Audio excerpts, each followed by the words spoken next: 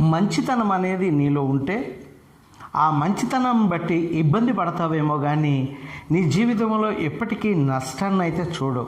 కనుక మనము మంచితనంతో ఎప్పుడైతే మేలు చేయటందు విసుకక ఉంటామో తగిన సమయమందు పంటను కోస్తాం.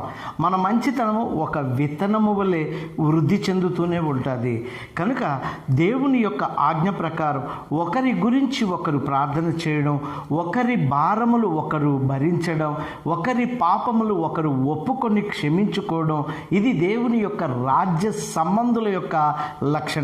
ఎప్పుడైతే దేవుని రాజ్య సంబంధులుగా ఉంటామో దేవుని రాజ్యములో నిత్య సంతోషములు సుఖములు కలవు. కనుక దేవుని రాజ్య సంబంధులుగా ఆయన నామమును మహిమపరుద్దాం.